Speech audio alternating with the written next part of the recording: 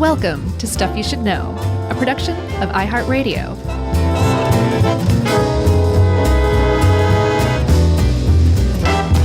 Hey, and welcome to the podcast. I'm Josh, and there's Chuck, and this is Stuff You Should Know. One of our, really, it's been a while, top 10 editions where we don't actually do top 10. Yeah. Some people out there are like, what in the world are you talking about? Yeah. And some people are like, oh my gosh, this reminds me of the old days back in the 2000, I don't know, 10s, Yeah. 8s, 9, 13s? Sure. Oh, yeah, 13 was lousy with top 10s, I think. Yeah, we used to do a lot of these top, well, not a lot, but we used to do top 10s from the old How Stuff Works website. And it seems like they never had 10 great entries. Right. So we would just on the fly say, oh, let's not do this one. But we're better now. We're professionals. Yeah. So we got together beforehand and said, well, let's just do these 8. And yeah, it feels weird to know ahead of time what we're not going to do rather than just saying it in the middle of recording. But I do feel like it is more professional. It's called growth, my friend. So we are not doing all 10, but there is one that I think really kind of introduces this concept out of the gate, Chuck. And it's What concept? Oh, yeah. I forgot to talk about the concept. We're talking today about bad business decisions. And you could call this the Schadenfreude hour. Because if you are kind of, if you take a grim view of CEOs and captains of industry and all that, this is like a chance to really kind of poke fun at people who've made some really terrible decisions over the years. Not all great decisions over the years. Sometimes they're bad, and we're here to talk about 8 of them. But hey, the games you never won are the ones you didn't start playing in? What's that saying? Is that it? I don't know if that's it, but that totally makes sense to me. So I'm saying yes. Okay, good. So you only miss the shots you don't take?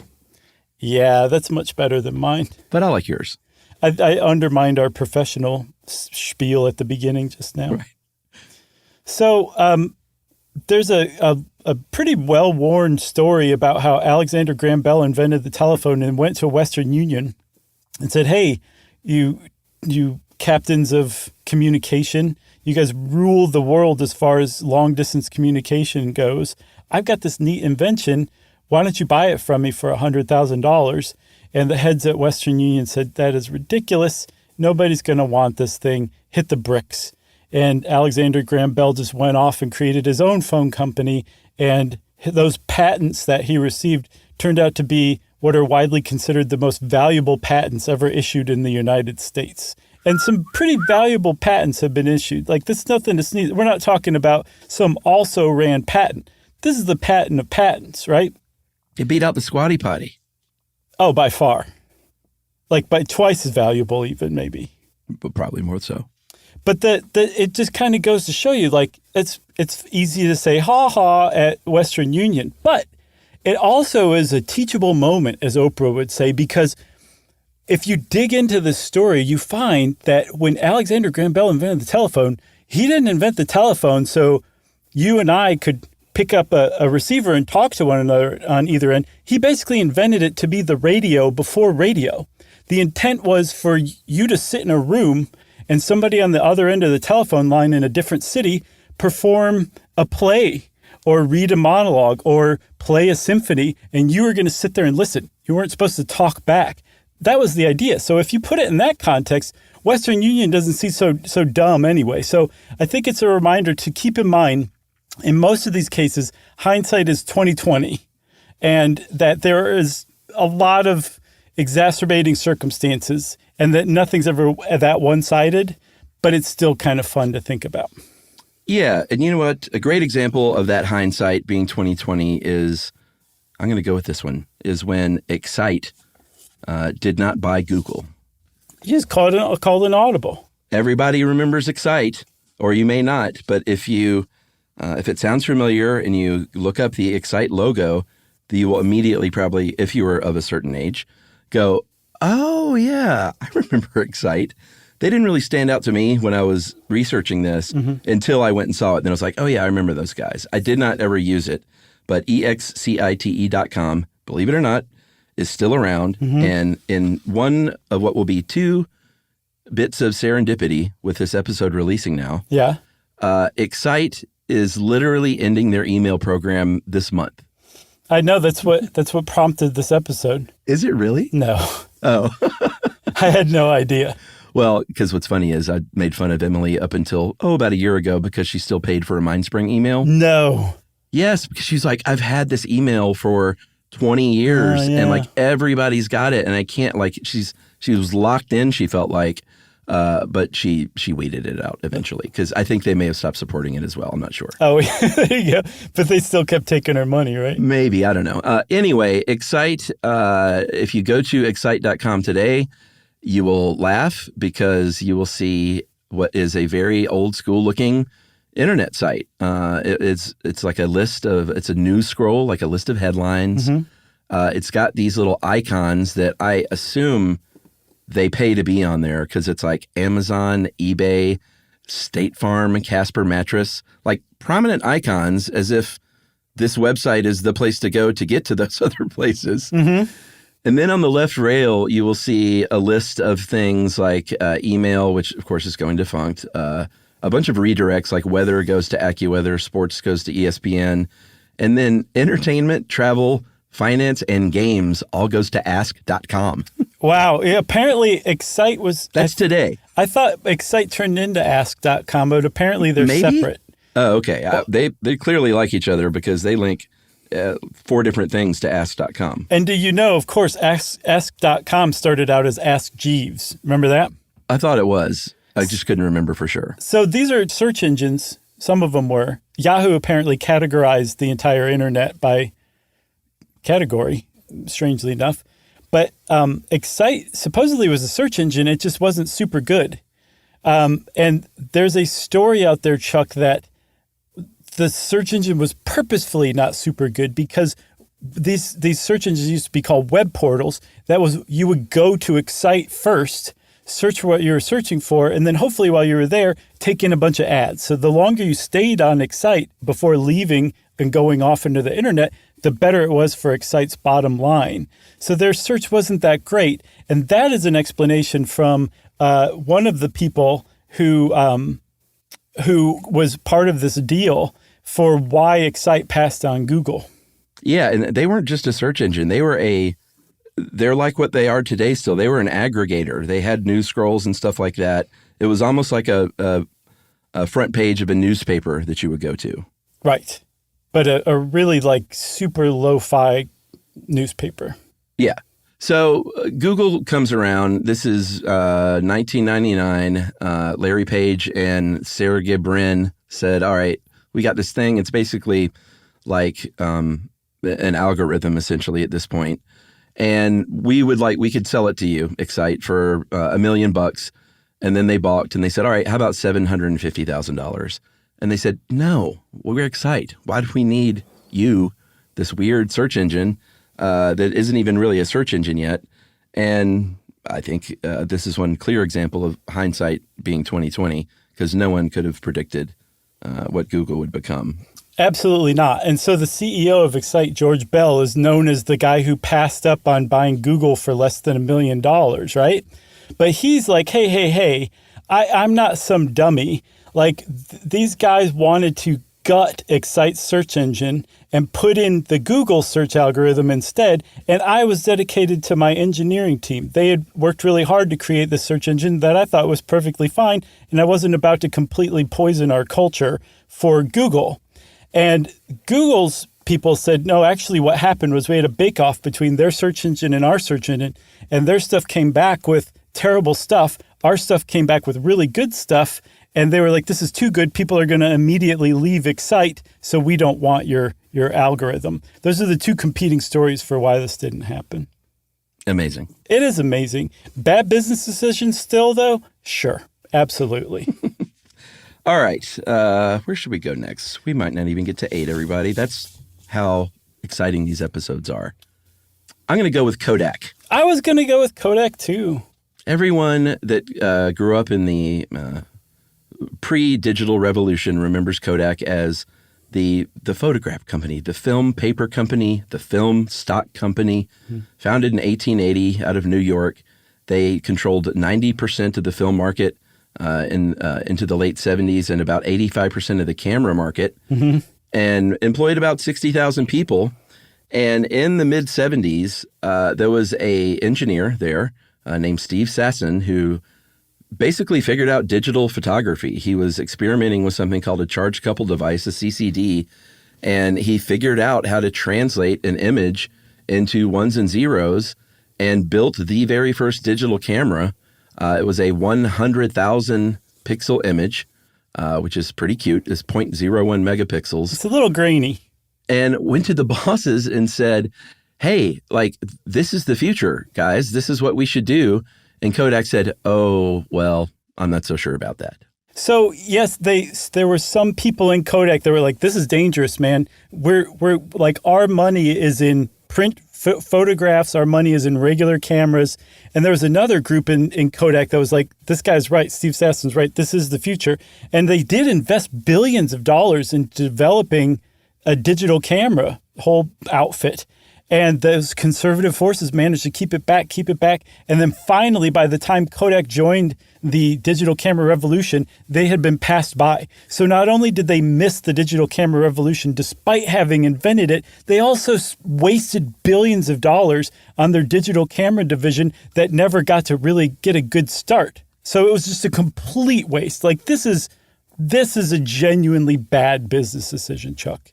Yeah, but they had the disc camera. Remember those? Yes. That was the big Kodak product that was, it wasn't digital, but it was a little film wheel. It was a disc, and it was a little flat camera. I remember that it was all the rage. All the kids wanted them. It was a very big deal. I see that now. Yeah, that does kind of take me back. Yeah. Did you have one? No.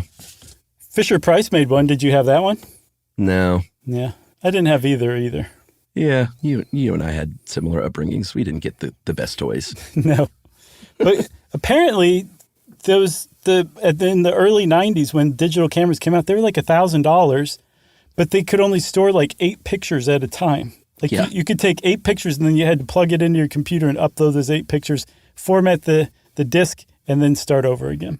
Yeah, God bless you early adopters, but it usually pays, in my experience, to wait a little bit on the tech to figure itself out. For sure. Like the first flat screen TVs. Remember how expensive those were? Oh, my God. But it's the early adopters who drive the prices down because they are buying these things. You know what I mean? Hey, I mean, they walk the righteous path. So just to wrap it all up, Kodak ended up laying off 50,000 employees. And in 2012, they filed for Chapter 11 bankruptcy, and they're still around, but they basically make printer cartridges and motion picture film stock. Yeah, which is also not used very often anymore. Nope. Poor Kodak. Poor Kodak. Time for a break? I was going to say the same thing, man. We are really simpatico this episode. All right, we'll be right back. I was going to say that too.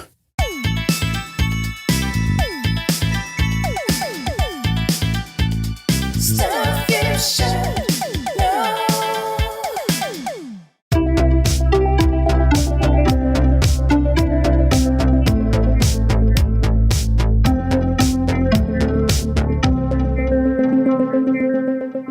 Okay, Chuck, I'm going to pick one. And Spin the big wheel. Okay. It landed on Western Union again, so we're going to have to go over that one all over again, okay? Okay, all right. So Western Union, no, we won't do that. Let me just move it one space to this JCPenney one. How about that? Ooh, all right. I like this one because it really kind of gets to the bottom of some tricks that clothing retailers use. Or actually, all retailers do, but some clothing retailers are particularly guilty of it. That's right. We were talking about the clothier, JCPenney, which in 2012 hired a shiny new CEO named Ron Johnson, who had made quite the name for himself in business and retail as two things. First, the guy who hipped up Target. Oh, okay. Remember growing up, Target was like, whatever. Target was not, it's kind of like a Kmart thing. Mm-hmm. And then all of a sudden, Target was like this cool, hip, awesome place. Mm-hmm. It was because of Ron Johnson's efforts, largely. Gotcha. Then he went to work at Apple, and he is the guy, he was their VP of retail. He's the guy who basically oversaw, you could say, invented the Apple Store and the Genius Bar and stuff like that. Right. Yeah. So, I mean, like, he was legit. JCPenney was like, come save us. Like, we're really flagging. Like, even compared to some of these other retailers that do the same thing, like TJ Maxx or Walmart or whatever, we're getting no love whatsoever. So Ron Johnson came in and looked around and he's like, this industry is shameful. Like, basically what he'd walked into was an industry of clothing retailers that would sell items that were, say, a $10 item for $10, but on the price tag, it would say that it originally started out as like $50 or something, right? Yeah, it's half off. And yes, at one point, they charged $50 for it, but it was so that they could later mark it down in a sale that probably took place the day after that thing arrived and was sold for $50. So that means there were some suckers out there who actually paid $50 for that $10 shirt. But the way that they got you was by not only marking it down, but having a reason to mark it down. They would have sale after sale after sale, hundreds of sales, different sales in a year, and it still wasn't working. And Ron Johnson was like, this is desperate, and we shouldn't do this anymore. Yeah. There were coupons even, and people, Americans eat that stuff up. If you hear half off blowout sale this weekend, your mouth starts watering a little bit, and you think, wait a minute, I can get something that should cost twice as much for half as much, or I can bring in this coupon and get two things for one thing. It's unbelievable, and we still fall for these tricks. We all do. So he said, no, here's what we'll do. We're going to just basically out ourselves and say, now what we're going to do is it's called fair and square every day. Yep. Is our new pricing system. It means you don't need a sale. You don't need a coupon. Our stuff is just going to be inexpensive all the time. And people hated it. Right away, people started complaining. They love their sales. They love their deals. He would call them on the phone personally. He wouldn't do that. And say, you dummy, don't you understand? You're paying the same price. It's just cheap all the time now. People didn't understand that. They didn't want to hear that. I saw one person that said that he seemed to almost have a disdain for his customer base because he, behind closed doors, were saying they're dumb and they need to be educated. And like, how can these dum-dums not understand that cheaper clothes every day is a better situation? Yeah, because the studies have found that people will pay more for a cheaper thing if they think it's more valuable than they would pay for the same thing if it were marked. They would pass up something that was actually the same thing at a lower price. Yeah. And the reason why is because a $10 shirt seems cheap and maybe cheaply made and probably just not a good shirt. But a $50 shirt that you can buy for $10 was valuable to begin with. And then, yes, not only is it a deal, you could make the case that it's a steal. And people love that. Like you said, there's a thread, a vein of America that is crazy for that kind of stuff. And Ron Johnson found out the hard way that when you go up against that vein of Americans, you lose every time. And he lost pretty big in 17 months. Yeah, I got two words for you, my friend. Outlet mall. Yeah. That really says it all about America. Yeah, but if I don't even know how they operate, but it's got to be something like this with outlet malls, right? Very much, but also there's a lot of them that are like crypto outlet malls. They're not or outlet stores. They're just regular stores in an outlet mall. It's BS. If you're a developer of an outlet mall and you're letting stores in there that are actually not selling their outlet stuff, but they're just a regular store, you're at fault. It's on your hands. Blood is on your hands. So what this got Ron Johnson was what is known as the worst quarter in retail history, which was a store-to-store 32% drop. Wow. Quarter over quarter. That's just a death knell for him. He only made it, I believe, 17 months. And that was it. And they came back in and said, hey, we're going to go back to our fake pricing scheme. And people loved it. I'm sure Ron Johnson was like, that's all right. Thanks for the multi-million-dollar golden parachute, everybody. Yeah. Oh, man. He supposedly made like $400 or $500 million in Apple stock. Oh, my God. So he didn't even need this job. No, I'm sure. He just wanted to show all those loser Americans what the deal was. He's still got a job. He's doing something else like 2 years after this. Like, why is this guy working? Go retire on your island or something. So there's there was an ad that JCPenney came up with, like, that ran it was very short run intentionally, but it basically pleaded for their customers to come back. They're like, we know we made mistakes. We're getting back to our roots. We love you. Please come back again. Like, they were begging their customers to come back. And apparently it worked, because this is another common theme that we'll see. And I think this is a good segue into the new Coke debacle. Ooh. When you take away something that people love but have come to take for granted, Yeah. they will not only fight for it, they'll come back for it in droves when you give it back to them. New Coke, the end. Pretty much, yeah.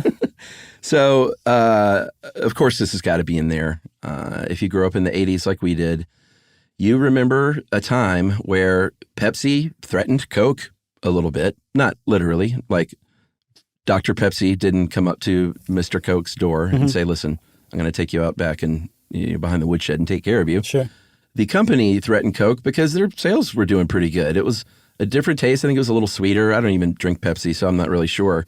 But I think it had a sweeter taste. They were, I don't know if they were winning the Coke wars, or the Cola wars, but they were edging in on Coke's dominance. It was, Chuck, it was that Choice of a New Generation campaign. Yeah, That was what had done it. They got Michael Jackson, they got Madonna, they got, I think Geraldine Ferraro did one of these commercials. Like, that's advertising gold. These were right. These were just internationally famous commercials, and so Pepsi had kind of come out of nowhere and was eating Coke's lunch all of a sudden. Coke had Dukakis. That was a big mistake. Yeah, Dan Quayle. So Coke was a little worried. They saw the writing on the syrupy writing on the wall, and they said, "All right, behind closed doors, let's start rejiggering our recipe here that had been around, since it was, sold in that very first pharmacy. Very, very classic. That's a little hint of what's to come. Very classic taste. And for a couple of years, their engineers mixed up little batches. They did taste tests. They let people taste them. People were like, I like the taste of this better. And so in 1985, in April of 85, New Coke came out with a redesigned can. They kept their colors and stuff. And I'm not sure, did the font completely change, or was it just sort of a modified version of the old script? I think the new was slightly different, but the Coke was the original. Okay. But at any rate, they unveiled New Coke, and it was not only a tremendous flop, but it caused a lot of anger and people hoarding their old Cokes. And people were just like, how can you change an American institution like this without even asking anybody, even though they had done testing? They had done tons of testing, and the tests came back roundly in favor of this new formula for Coke. But Malcolm Gladwell in his book Blink apparently pointed out that if you're doing a taste test, you're not sitting there drinking a whole can. You're just taking a little sip of something and comparing it to a sip of something else. And so it's possible that New Coke really tasted terrible if you drank the whole can. It was too sweet. The explanations I saw were more that it was psychological. People didn't like messing with their beloved Coke, number one. And I saw that kind of wrapped up in a quote from somebody that they said the biggest mistake Coke made was telling the public about the change to the recipe, because people were like, you can't mess with my stuff. I don't care what it tastes like. And of course, it's not going to possibly taste good because you're messing with my original Coke. So people just kind of turned on it from the outset. Well, like they think they should have just changed the recipe and just left it and not said anything? This guy was saying if you're going to change the recipe, they shouldn't have said anything, because that happens from time to time. But then the bigger problem was that you kind of touched on. They didn't stop and ask their customers, do you want a new Coke? They just made a terrible business decision based on fear of Pepsi getting some of their market share all of a sudden. They went and completely rejiggered the formula. That was their response to that. Yeah, and it didn't last long. It was less than 3 months later, New Coke was gone, and they added Classic, Coca-Cola Classic. And I remember, and I didn't even drink a lot of soda back then even, But I remember it being just almost like this nationwide relief setting in. Yeah. It was really a big deal. And it sounds so funny now. If you're some kid who, didn't live through this, it really it was big news and sort of captured America's attention for a little while. Mm-hmm. And Coke Classic coming back was like an old, long-lost friend reappearing at the front door. And eventually, of course, the word classic was dropped, and they were just like, can we just forget about all of that? And we're just Coke forever? But that lasted for a while. There was many years where you differentiated by saying Coke Classic. Even after New Coke was long gone, you still referred to Coke as Coke Classic for a while, and then it finally went back to Coke. Had to do it. Is it time for another message break? Sure. Okay. Chuck said sure.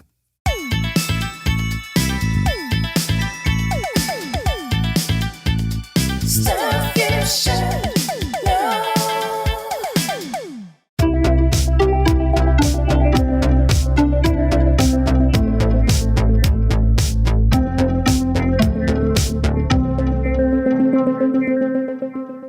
All right, Chuck, you're up. What's next? What are we going to do next? Well, my amigo, we are going to go with the Blockbuster Video. Oh, yeah, this is my favorite. It's another, boy, the 80s was pretty rough on some companies that didn't see the writing on the wall, because Blockbuster, if you grew up in the 70s and 80s, if you were a teenager, at least in the 80s by that time, you spent a lot of time, we've talked about it before, browsing your early Friday evenings with your friends at Blockbuster Video, looking over those shelves, reading the back of those boxes, the backs of the boxes, and and standing by the door at that bin because you just could not get your copy of Excalibur, and some nerd walks up and dumps it through the slot, and he grab it before it even hits that bin. And the employee says, "You're really not supposed to do that."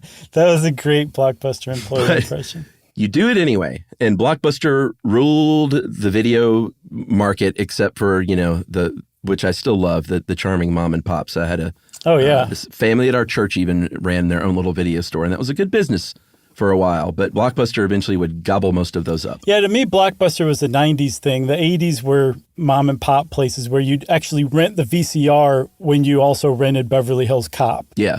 Video Shack or Video House. Like that. Yeah. Video Barn. And there's, just as an aside, I want to know if anybody out there knows what the name of this phenomenon is. But whenever I walked into a Blockbuster, that whole mental list of movies that I wanted to rent just vaporized. Yeah. And I like the test taker syndrome. It would be like I had just walked into a building for the first time, let alone like a Blockbuster Video. Like I had no idea what I was doing, totally in over my head. And I would invariably walk out with some movie that I just didn't really want to see, but I got to rent something. And I can't Turner remember. And Hooch. Okay. Yeah, pretty much. I spared myself that one, but yes, that's generally correct. So and then you get home and you're like, man, I went in there for Gleaming the Cube, and I walk out with Turner and Hooch. That's exactly right. That was kind of the wrap up of it, wasn't it? That you remember after you get back home. It's the worst, or it was the worst. It would be still the worst if Blockbuster were around, but it's not because of bad business decisions. That's right. If you remember in the late 90s, there was a company called Netflix that said, hey, we're going to start mailing DVDs to people so you don't even have to go to the store. You can get on this thing called the internet, and you can look up the movie you want, and you can order that DVD to be shipped to your house, and then you can just drop it in the mail afterward. We failed to mention, by the way, I didn't know this, Blockbuster was making about $500 million a year in late fees. Man, they were unconscionable. That was a big part of their business. But Netflix is like, and those late fees, like you can keep these things for a long time. And they would eventually say, but you know what? Maybe we should try and, I think it was a merger idea, right? And less of a sale. What do you mean? With Netflix? Weren't they trying to merge with Blockbuster and say, hey, why don't you let us take over and start doing mailing stuff for you as well? Yeah, that was the impression I had, that Netflix wanted to kind of slide in and become part of Blockbuster and help Blockbuster do its own thing. And Blockbuster said no twice, at least. Yeah, for $50 million, by the way. Yeah. And Netflix, by the way, is valued at about $200 billion today. So $50 million was pretty good price.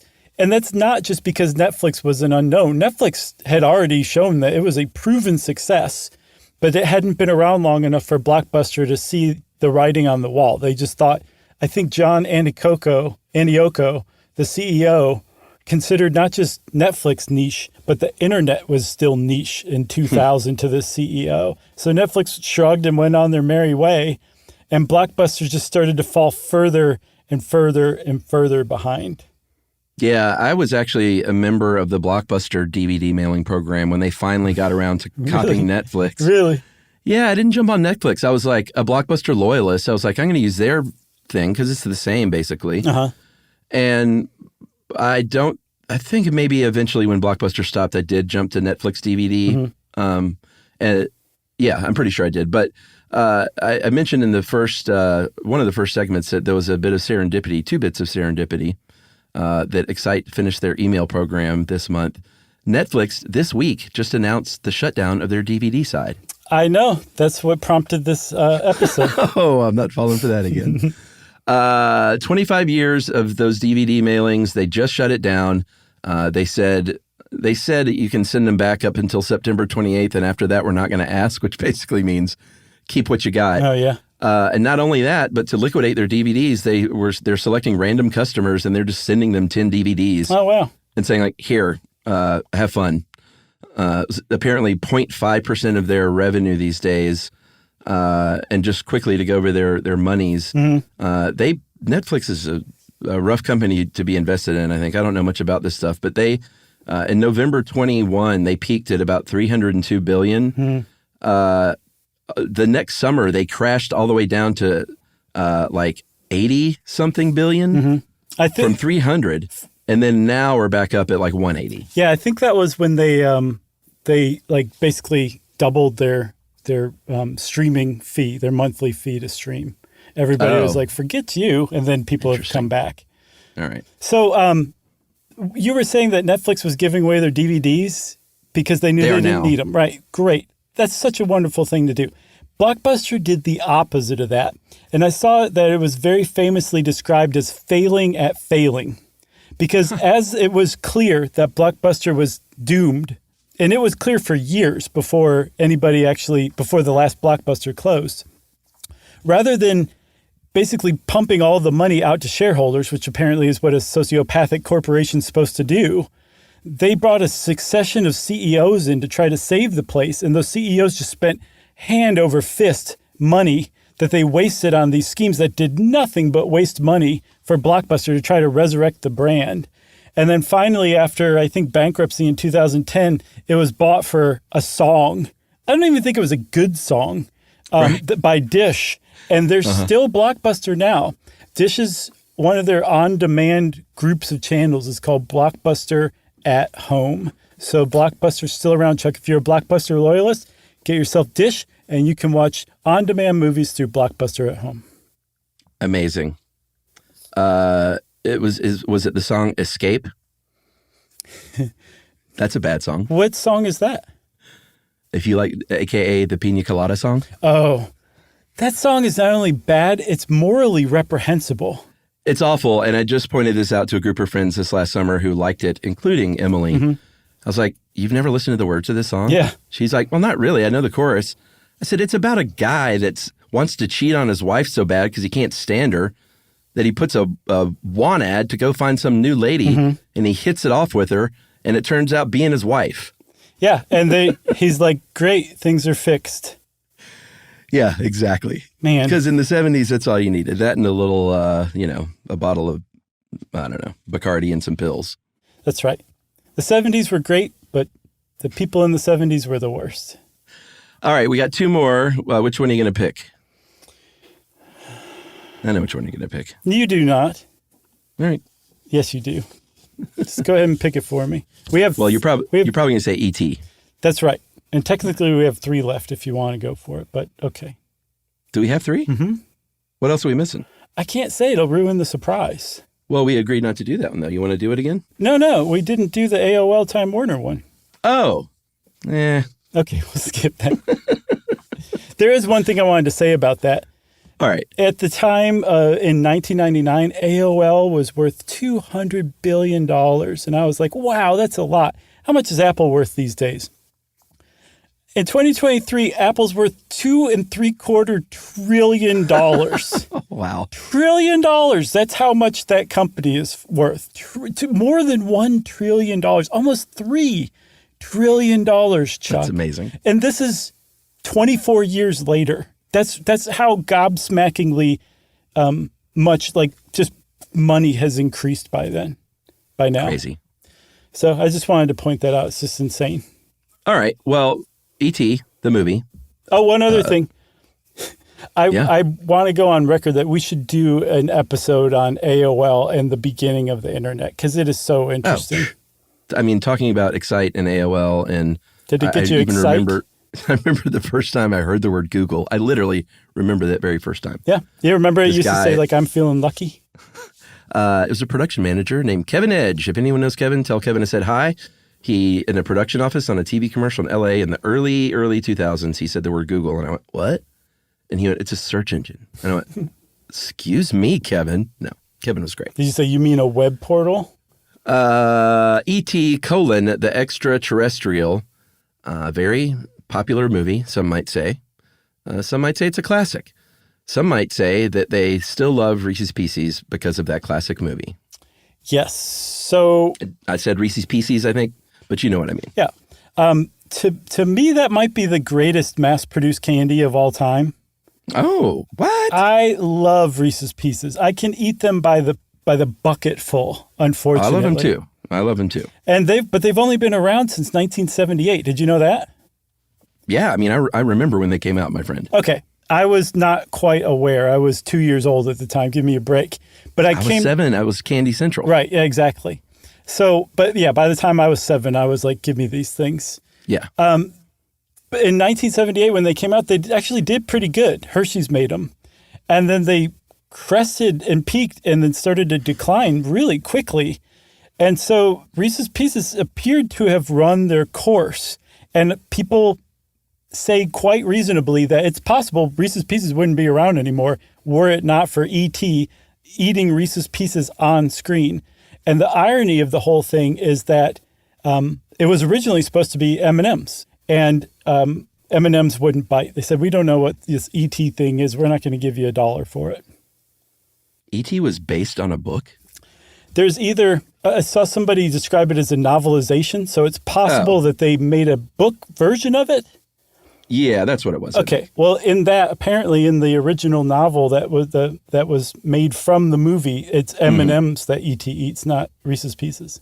Oh, okay. That's a nice little nugget. I read the novelization of Raiders of the Lost Ark. How was it? It was great. Did it differ from the movie at all, or was it just basically the movie in book form? It is the movie in book form, but there's novelizations. I read a couple of them back then. They're always a little bit different. They had extra details because it's a book, and it was kind of fun. I'm sure they still do that, don't they? I think so, Maybe? probably. I'm sure They've Marvel got to. does. If you can make a dime off of it, Marvel does Yeah, it. that's a good point. So depending on who you talk to, there are different stories. I think this is one of those things where when something works out so well, everybody you interview later on was like, it was really kind of my idea.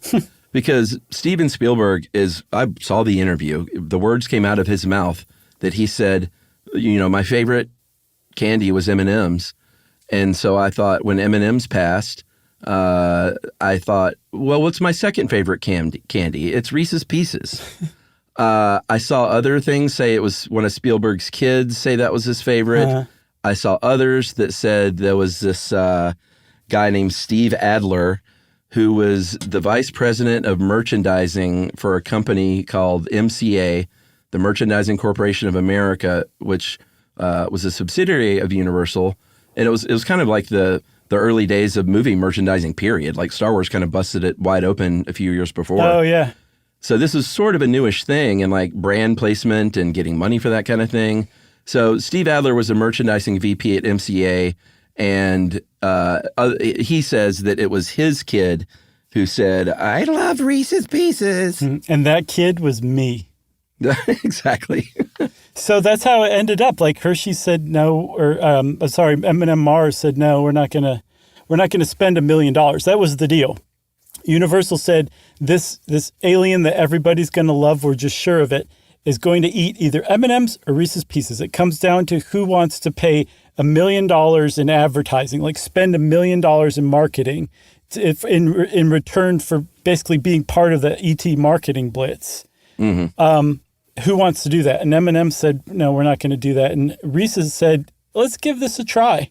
There was a guy named Jack Dowd, who was a business development VP, who was basically the person who decided to take that risk and spend $1 million, which at the time, that was a lot of money. We're talking about 1980, 81, $82. So it's worth like $2.5 million today, at least. And like ET this is where the hindsight is 2020 thing kicks in. Like they didn't see a script. Nobody knew what ET was. Aliens up to that point were not lovable or huggable. They were creepy and weird. So there really was a risk that Jack Dowd took, and he can take a victory lap for making that decision. Yeah. And ET is, the rest is history, as they say, because ET is now a top 30 all-time grosser domestically for the United States. He's a greengrocer. I went down the box office mojo rabbit hole out of curiosity because it's just littered with avatars and Avengers and stuff like that. Yeah. And E.T., if you kind of dig in, it is the number 2 all-time movie that is not a franchise movie. Nice. So not bad, second only to Titanic. Oh, okay.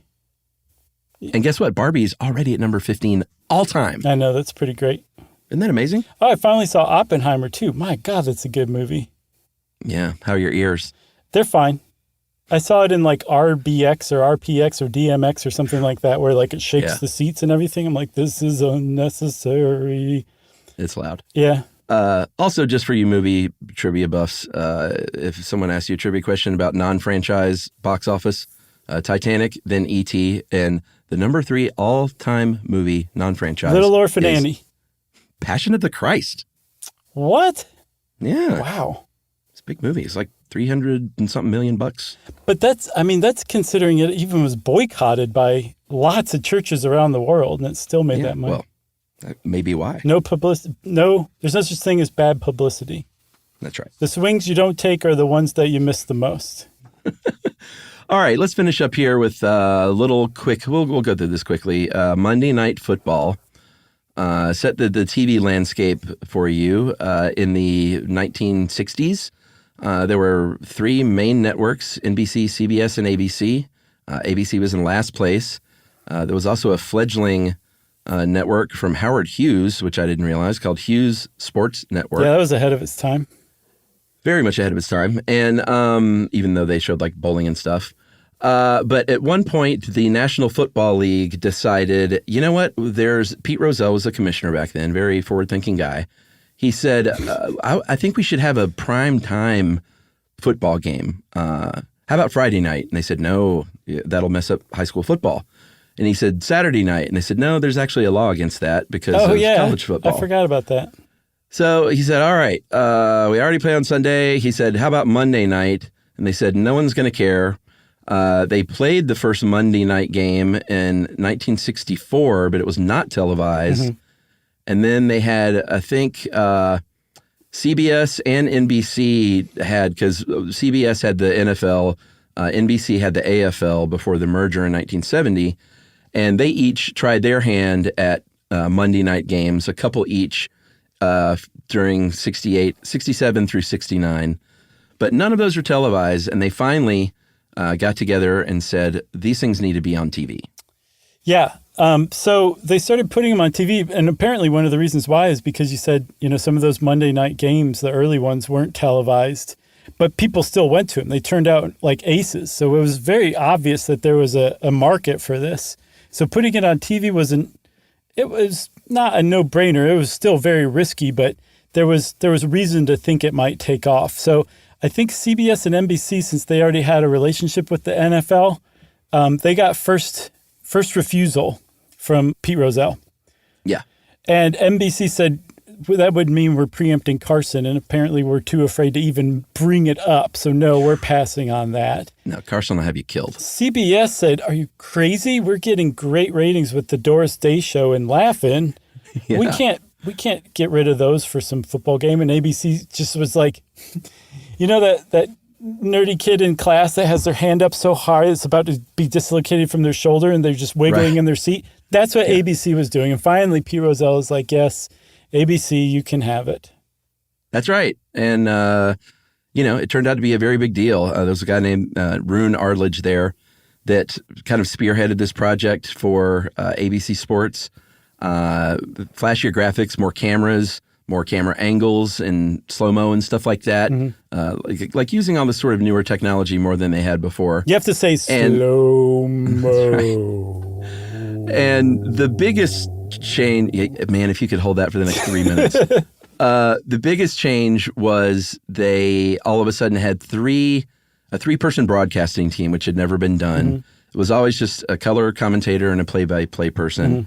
But in this case, they had the play-by-play guy and Keith Jackson, only there for 1 year, then replaced by Frank Gifford. And then Dandy Don Meredith was the color guy. He was an actor, former Cowboys QB, handsome, just great in the color position. And then Howard explain Cosell. to people who don't know what you're talking about, what the color position is. Oh, well, the play-by-play is the person that goes, and then he takes the ball on the 4-yard line and cuts it outside and runs it down to the 3, tackled hard by number 85. And then the color guy comes in and says, I got to tell you, man, the way they're playing tonight, it looks like they're pretty inspired. I don't know if the cheerleaders are getting them all pumped up or what. Oh, that's great. Okay, then who was Cosell? Well, Cosell was Cosell. He was. We should do a full podcast on him. The guy is a legend, an amazing broadcaster. Was fired in disgrace at one point, but quite a story. But Cosell was just he was sort of acerbic, and he would make fun of players and people and teams. And he was the Dennis Miller of his time. Well, yeah, Cosell's so much better. I know. But, Cosell was very famous for sort of verbally sparring with Ali and going toe-to-toe with Ali in interviews, and just a great broadcaster while he was doing his job. And he was the third sort of wild card, and he and Don Meredith would go at it. And when Gifford came in, that was really a solid team. And it was a huge hit. I think it's still one of the highest rated TV series, period, on television. Yes, and it's one of the longest running, too, although it started in 1970, right? Did we even say what day it was? It was, it was a Monday in 1970. It was the Browns Jets, and the Browns won 31-21. I know that. And it's been going ever since then. So this thing's been on for 53 years, but it's a baby compared to some of the longest running TV shows in America. General Hospital started in 1936. Guiding Light came the year after. Sesame Street's been on even longer. So it's old, but there's older, just FYI. Yeah, for sure. And it bears pointing out the reason they went with the Jets was because the guy from ABC was like, we have to get Joe Namath on TV for this first game, because Joe Namath was a huge football star with the AFL, and then when they merged in the NFL, and just a huge presence. He was a sex symbol, and he was on the Brady Bunch. It was like he and Burt Reynolds were like the two hot guys of the moment, and they had to get Namath in there, so that's why they went with the Jets. Smart. Well, you got anything else? I got nothing else. Well, that's our episode on Monday Night Football, everybody. So if you want to know more about all this stuff, we would say head on over to How Stuff Works. You can read the mystery one we left out. And by the way, this was written by our very own Dave Ruse. So hats off to Ruse for that. Thank you. So we Dave. just have to email Dave separately and make fun of him for calling Reese's Pieces peanut butter and chocolate candies. Yeah. That was written by somebody who's clearly never had Reese's Pieces. I mean, technically, you can say that candy shell is chocolate? Nope, not at all. No? There's not a drop of chocolate in Reese's Pieces. Well, I don't mean the ingredients, but isn't it known as a chocolate shell? No, it's a candy-coated peanut butter candy, peanut butter confection. What about M&M's? Is that a chocolate shell? Yeah, totally. No, it's a candy-coated chocolate inside, and then sometimes there's an additional inner nugget of peanut or God knows what now, but originally they got all kinds of stuff. It was candy-coated chocolate. This is a candy-coated peanut butter candy. I mean, I know what it is. I just didn't know if that was the thinnest approximation of chocolate. Nope. All right. Well, I think we already kind of kicked it over to House of Forks, so that means, of course, everybody, it's time for listener mail. Hey guys, love the show. Started listening when I was working my very first job after graduation during the pandemic. Spotify kept prompting me to try to listen to Stuff You Should Know, and I thought the title was condescending at first. Oh, no. I truly thought the podcast would be telling me about the stuff I already should know at this point in my life, like here's how to fold laundry or here's how to do your taxes. The joke's on me, though, because I think one of the first episodes I listened to was about Satanism. Why don't you know about that already? Exactly. At this point, wherever I started to get into something, I do a quick search on the podcast first to see if you've covered it before checking out Google. You two are great teachers to make every single topic a hoot. So imagine my dismay when I started getting back into sailing and I saw you haven't even skimmed the surface. I think you should look into sailing, guys, because it's really interesting. Sneak preview, the wind is technically pulling, not pushing your boat. Yeah, Buckminster Fuller said the wind sucks instead of blows. See, he can't teach you anything. You know that stuff already. Yumi taught me that, so I got to hat tip her. Yeah, well, and he taught her, and he taught us all about the geodesic dome. That's right. And synergy, Chuck. That's right. Ooh. All right, that's from Sam. And Sam, sailing reeks to me of one of those that we would flail a bit at and just get crushed by sailing enthusiasts. Yes. But maybe we'll do it anyway. Well, yeah, why spare sailors? We've done it to chess players, European football players, everybody. Soccer, surfers. Right. If you want to get in touch with us like Sam did and suggest some topic that you know about that you'd like us to ruin for you, you can send it in an email to stuffpodcast@iheartradio.com. Stuff You Should Know is a production of iHeartRadio. For more podcasts from iHeartRadio, visit the iHeartRadio app, Apple Podcasts, or wherever you listen to your favorite shows.